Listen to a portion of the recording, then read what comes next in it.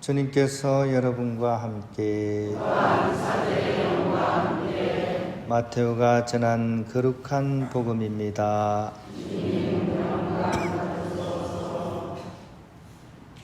그때 예수님께서 군중에게 말씀하셨다. 하늘나라는 밭에 숨겨진 보물과 같다. 그 보물을 발견한 사람은 그것을 다시 숨겨두고서는 기뻐하며 돌아가서 가진 것을 다 팔아 그 밭을 산다. 또 하늘나라는 좋은 진주를 찾는 상인과 같다. 그는 값진 진주를 하나 발견하자 가서 가진 것을 모두 처분하여 그것을 샀다.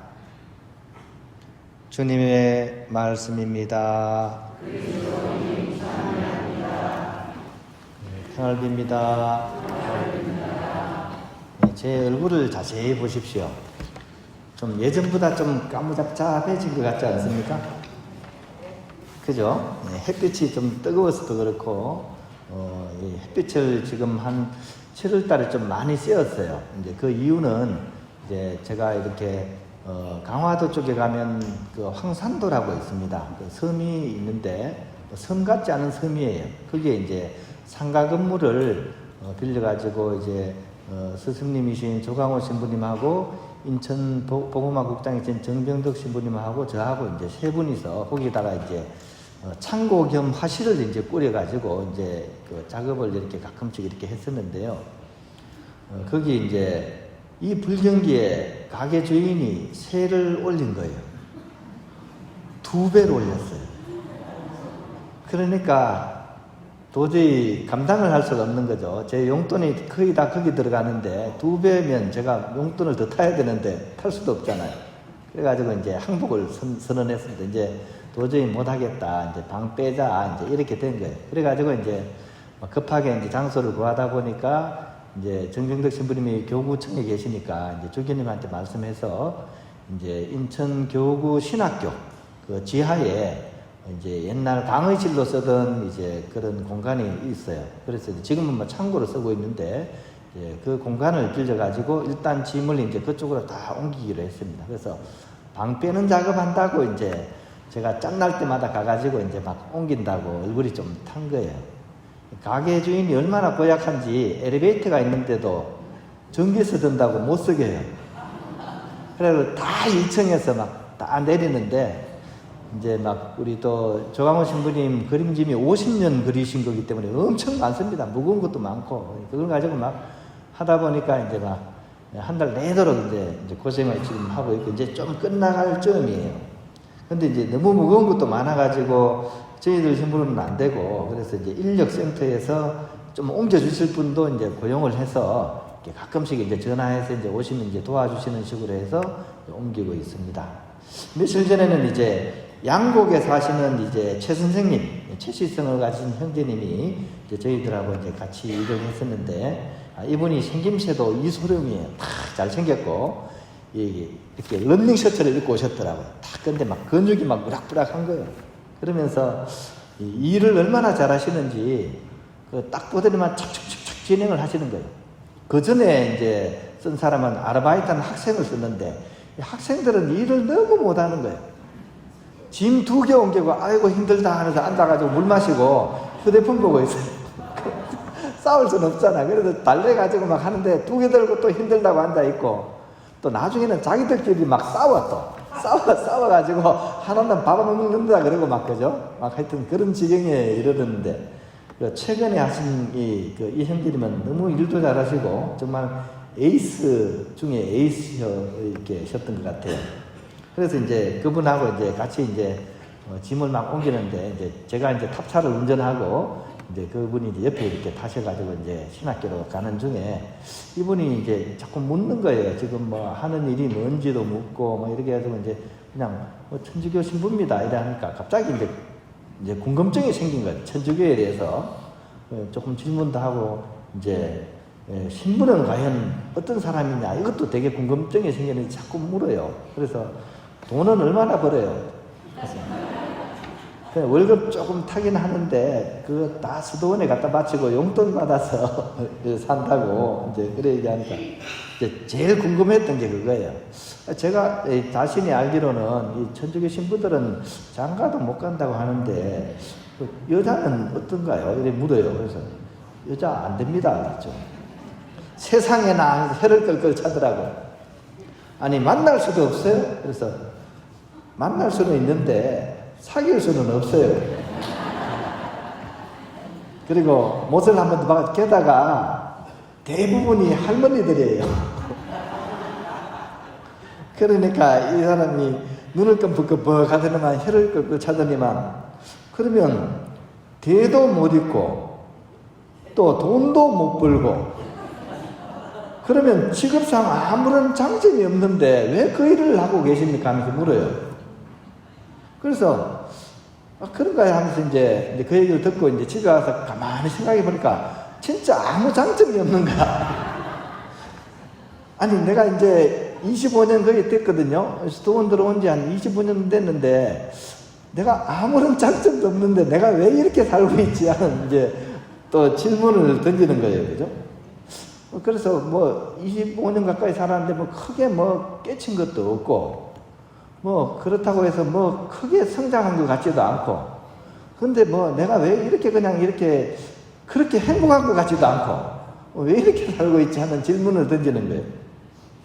근데 이 질문은 사실 저의 질문이면서 또한 여러분들의 질문이기도 하겠다는 생각이 들었어요. 왜냐하면 여러분들도 사실은 사는 방식이 조금 다를 뿐이지 사실은 같은 길을 가고 있거든요. 같은 배를 타고 예수님께서 살아가신 그 삶의 방향을 우리가 같이 가고 있다고요. 그러니까 우리도 질문을 던져볼 수 있는 거죠. 내가 왜 이 길을 걸어가고 있나? 내가 왜 이 배를 타고 있나 하는 질문을 던져야 되는 거죠. 이 질문에 힌트를 주는 것이 사실 오늘 복음입니다. 오늘 복음은 사실 좀 긴 복음이 있었고 짧은 복음이 있었는데 좀 더 강렬하게 묵상을 하기 위해서 제가 일부러 짧은 복음을 읽었어요. 두 사람이 나옵니다. 한 사람은 밭에 묻혀있는 보물을 발견한 어떤 일꾼이 나오고요. 또 한 사람은 값진 진주를 발견한 상인의 이야기입니다. 근데 이제 결론은 어떻게 되느냐? 밭에 묻힌 보물을 발견한 일꾼은 전 재산을 팔아서 그 밭을 사는 걸로 결론이 지어지고 또 진주를 발견한 상인은 자기가 가진 모든 재산을 처분해가지고 그것을 산다라고 결론이 지어집니다. 근데 언뜻 보면요, 우리가 좀 보기에 놀라운 부분이죠, 그죠? 또 한편으로는 이 복음이 좀 끄끌한 복음이기도 해요. 왜냐하면 우리도 같은 처지자라는 얘기예요. 이 하느님 나라 또 하느님을 위해서는 모든 것을 팔아야 된다는 것으로 다가오기 때문이죠. 즉 뭔가를 얻기 위해서 먼저 포기하는 말로서 우리에게 다가온다는 얘기입니다. 어떻습니까? 선뜻 안 내키죠? 그죠? 하느님을 위해서 여러분 가진 모든 것을 팔 수 있습니까? 하느님 나라 위해서 여러분들이 이때까지 쌓아온 거 다 날릴 수 있습니까? 오늘 복음은 사실 그런 질문입니다. 좀 무섭죠, 그죠? 안 무서워요? 그런데 이 복음을 이제 그렇게 읽어서는 안 된다는 거예요. 일이 진행된 순서를 우리가 좀 더 차분하게 읽어봐야 됩니다. 먼저 일꾼이 어떻게 하느냐? 밭의 보물을 먼저 발견하는 것에 포인트가 있습니다. 상인이 진주를 먼저 발견하는 것에 포인트가 있습니다. 그래서 결론은 뭐냐면 이 둘이 너무나 기뻐하면서 집으로 돌아갔다는 거죠. 그러고 나서 이제 계산을 하는 거죠. 속으로 차분하게 계산을. 상인이니까 얼마나 철저하게 계산하겠어요. 절대로 손해 안 보는 게 상인 아니겠습니까? 그죠? 내가 한 푼도 안 붙이고 판다. 다 거짓말 아닙니까? 그죠? 한 푼이라도 남으니까 장사를 하는 거죠. 그러니까 얼마나 치밀하게 계산하겠어요. 그런데 이 상인이 어떤 결론 내립니까? 그래, 내가 계산을 해보니까 내가 있는 거 다 싹 팔아도 이게 남는 장사다, 이렇게 생각하니까 후자를 택하는 거 아니겠습니까? 그래서 이 자기가 가진 재산이 지금 이 큰 상관이 없는 거예요. 그런 측면에서 이것은 자기가 가진 재산의 포기가 아니라 보물과 진주에 대한 선택에 이 복음의 핵심이 있는 겁니다. 즉 하느님과 하느님 나라를 얻는 기쁨은 내가 모든 것을 포기해야만 얻을 수 있고, 또 끝내 포기하지 않으면 그 기쁨을 맛볼 수 없는 그 어떤 것이 아니라, 오히려 이 보물과 진주를 보고는 너무나 기뻐했고, 그 기쁜 마음을 품고서 수월하게 자기 재산을 포기한 내용이 오늘 복음의 내용이라는 겁니다. 그러므로 우리에게 있어서 가장 앞서는 것은 먼저 하느님 나라의 보물을 발견하는 것에 있다는 것으로서 오늘 복음이 마지막을 이렇게 향하게 된다는 거죠. 그래야만이 이 포기가 아쉬움과 고통이 뒤따르지 않는 선택이 된다는 거예요. 따라서 우리 모두의 그리스도인으로서의 훈련은 포기하는 훈련이 아니라 찾아내는 훈련이 되어야 된다는데 핵심이 있습니다. 어떻게 하면 그러면 우리는 하느님과 하느님 나라를 발견할 수 있을까요? 이것이 우리의 마지막 질문이 되어야 된다는 겁니다. 똑같은 이 질문을 가지고서 고민한 수녀님이 한 분 있었습니다. 이 수녀님이 얼마 전에 이제 글을 쓰신 걸 제가 읽었습니다. 이분이 인도에 있는 대학에 가서 이냐시오 영신술론을 공부 이렇게 하실 때, 근데 이제 그냥 공부한 게 아니라 이 수녀님 표현으로 머리가 터지도록 공부를 했대요. 그러니까 외국어로, 그죠? 특히 수녀님들의 공부하는 향학력은 대단합니다. 신학교 다닐 때도 1등은 대부분 수녀님들이 해요. 왜냐하면 수녀님들은 목숨 걸고 하거든요. 신학생들은 대충 합니다. 수녀님의 그 어깨에 수녀원의 명예가 걸렸는지도 몰라요. 아무튼 엄청 열심히 합니다. 이 수녀님이 인도 가서도 그렇게 한 거죠.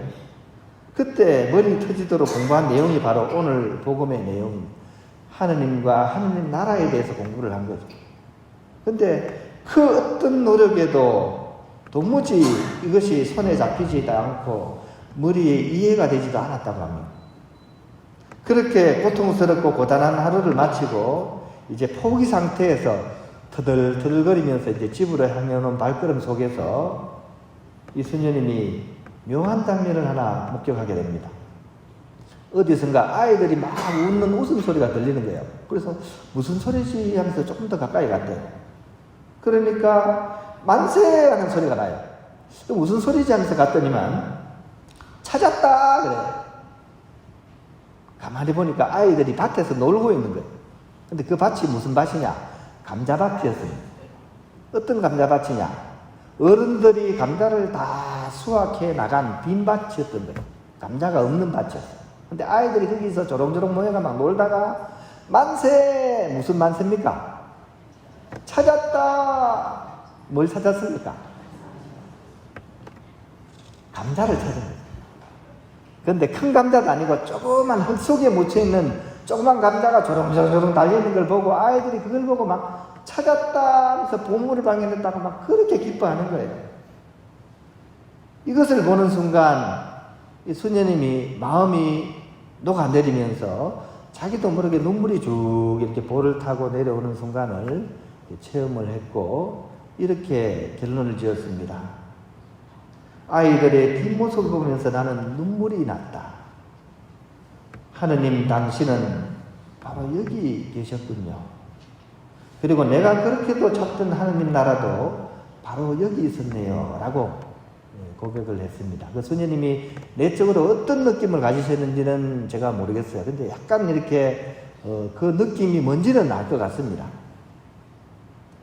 순수한 아이들의 그런 맑은 웃음 속에 그 소박한 발견의 기쁨 안에 바로 복음이 얘기하는 하느님과 하느님 나라가 살포시 내려와 있는 장면을 수녀님이 이렇게 캐치를 하셨던 거죠. 우리도 바로 그런 방법으로 하느님 나라를 찾아야 될 것이라는 것이 저의 결론입니다. 세상이 얘기하는 엄청난 업적, 엄청난 무엇에 하느님과 하느님 나라가 있는 것이 아니라 또 이름이나 지위, 돈이나 무엇을 얻음에 하느님과 하느님 나라가 있는 것이 아니라 재능이나 능력, 그럴싸한 말이나 화려한 그 무엇에 있는 것이 아니라 마치 이미 묻혀있는 보물을 찾듯이 내 안에 지금적이 있는 하느님 나라를 내가 찾아서 느끼는 것, 그리고 내 마음 깊이 스며들어서 그것을 바라보는 그 작업이 바로 하느님과 하느님 나라를 찾는 작업이라는 것이 저의 결론입니다. 그렇다면 그 일을 직업적으로 하겠다고 25년 전에 선택한 저는 과연 어디에서 그 하느님과 하느님 나라를 발견해야 되겠습니까? 아침 일찍 일어나서 이렇게 졸리는 눈을 이렇게 비비고 묵상실에 앉아가지고 그 흐릿한 불빛 속에서 그 주님을 향한 그런 묵상을 하는 그 안에, 또 교우들과 함께하는 그런 거룩한 미사 성제를 드리는 그 안에, 그리고 고통스럽게 누워있는 병원 환자들에게 다가가서 그들에게 병자 성사를 건네주면서 얻는 그 기쁨과 그 보람 안에 바로 알맹이 감자처럼 이렇게 하나하나 연결되어 있는 그런 하느님과 하느님 나라를 제가 발견해야 된다는 것, 이것이 저의 결론이었습니다. 여러분들도 마찬가지일 거라는 생각이 듭니다. 각자의 그런 삶의 자리에서 우리는 과연 어디에서 하느님 나라를 발견해야 되겠습니까? 그것은 외적으로 다가오는 어떤 거대한 무엇이 아니라 바로 소박하고 가난한 내 마음 안에서 맺히는 그 알감자 같은 그런 하느님 나라를 우리가 발견하고 그것을 위해서 내 전생애를 봉헌할 수 있는 그런 마음이 복음을 이해한 마음이라는 생각이 듭니다. 다시 한번 예수님께서 하시는 이 말씀을 마음에 새기면서 우리에게 주어진 그 하느님 나라를 발견하는 그런 지혜로운 상인과 일꾼이 될 수 있었으면 좋겠습니다. 하늘나라는 밭에 숨겨진 보물과 같다. 그 보물을 발견한 사람은 그것을 다시 숨겨두고서는 기뻐하며 돌아가서 가진 것을 다 팔아 그 밭을 산다. 또 하늘나라는 좋은 진주를 찾는 상인과 같다. 그는 값진 진주를 하나 발견하자 가서 가진 것을 모두 처분하여 그것을 샀다.